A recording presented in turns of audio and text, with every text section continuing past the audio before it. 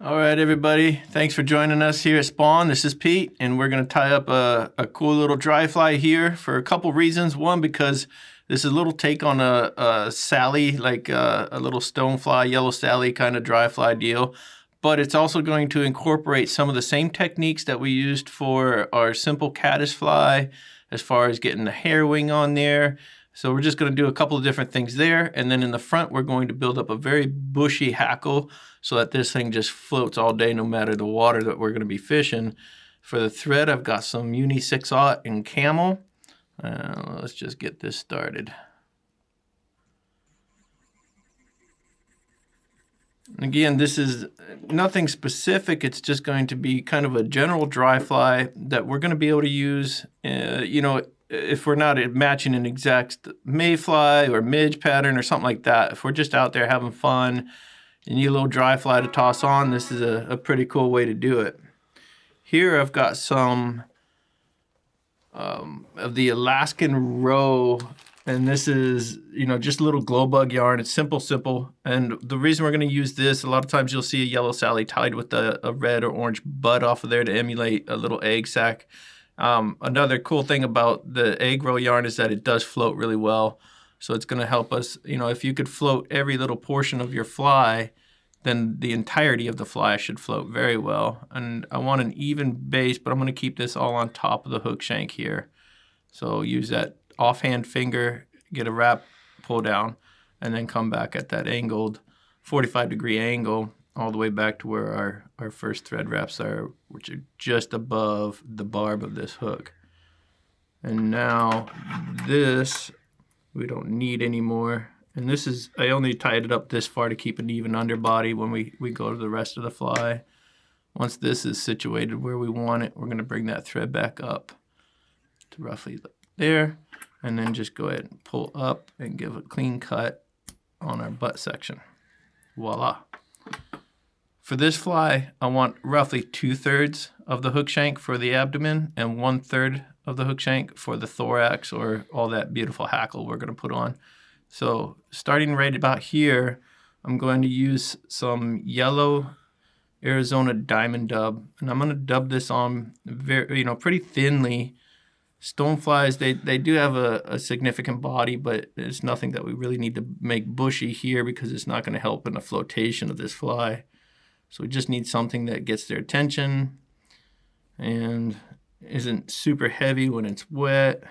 All that good stuff comes into play. I think we're going to be right about good with that. All right. Make sure you get this dubbed on there really well. Use wax if you like. And once you've got your noodle ready to go, we're just going to wrap back to where we put that little egg/butt, and then we'll wrap forward again.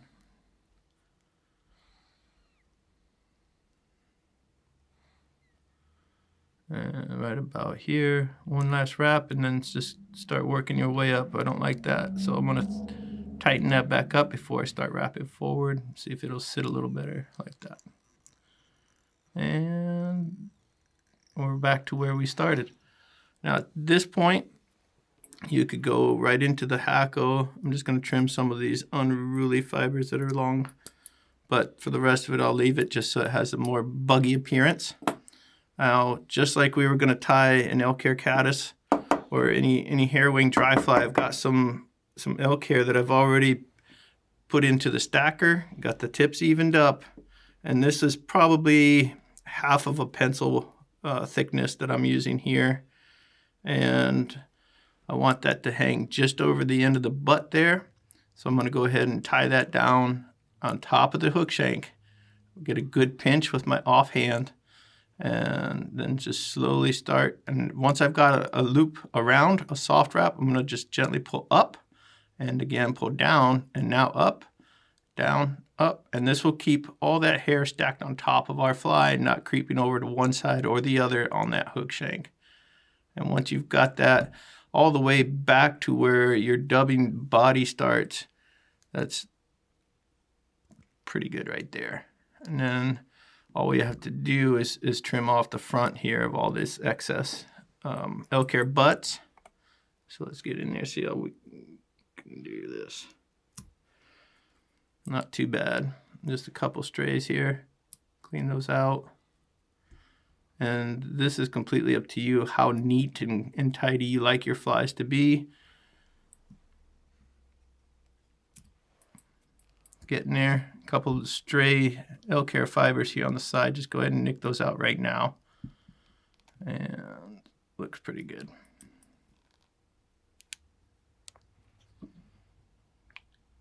Okay. Once we're at this stage, we're going to continue tying down these butts. Make sure it's as clean as we can get it. And then you see we've got a rather significant space here for our thorax or hackle that we're going to add. And just grab all that hair, lift up once, and then it should lay the way you want. There's one fiber I still don't like, forgive me. There we go.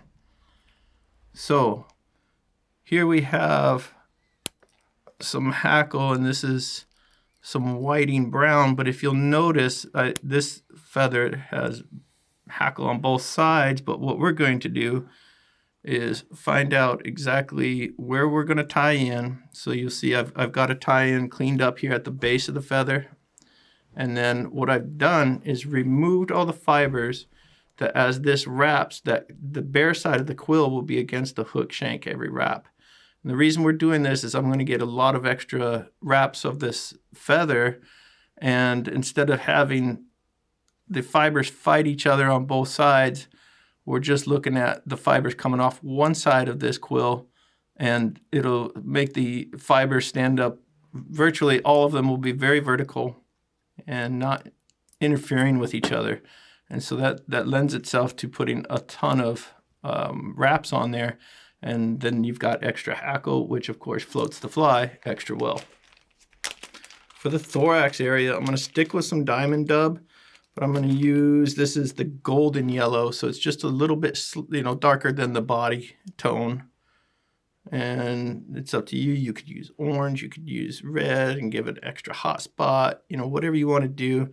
But essentially I'm just creating a nice cushion for that hackle, so once we start wrapping it, it's not going to slip on us on a bare hook shank. So this is similar to how you would prepare to tie like a stimulator thorax or head. All right, and again we're going to dub from front to the back and then back up to the front again. And this doesn't have to be crazy. We're just trying to get something to absorb, if you will, that quill. All right, so now everything's tied in properly. We got a nice little dubbed thorax section. So let's begin to wrap this feather. And as you go, you'll see now that those fibers are going to start to stand up. So instead of spacing these out, I'm going to try to wrap as closely to the previous wrap as I can every step here. And you won't be able to get exact on this because of that dubbing underneath, but as you can see, we're going to get quite a few wraps loaded, and we're really going to be able to float this fly for a long time. Even on some fast, rough water, you won't have any issues.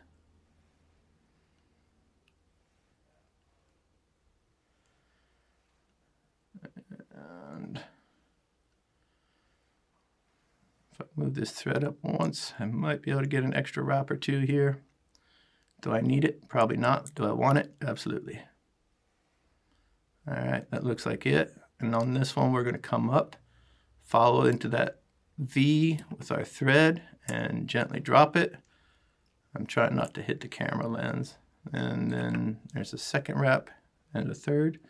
I'll bring that feather back, and bring all those fibers out of the way, and just put a little thread dam right here in the front, and it will completely hold all of our little hackle fibers up and not let that hackle move before we have a chance to trim it out. All right, that looks pretty good. A lot of hackle fibers there. You're really going to be hard pressed to sink that. And now let me just get a whip finish on here, and we'll be ready to go fishing.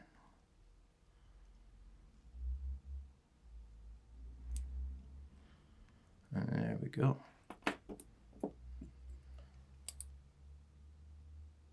Carefully trim out that thread. I caught one fiber, but I think we'll be all right.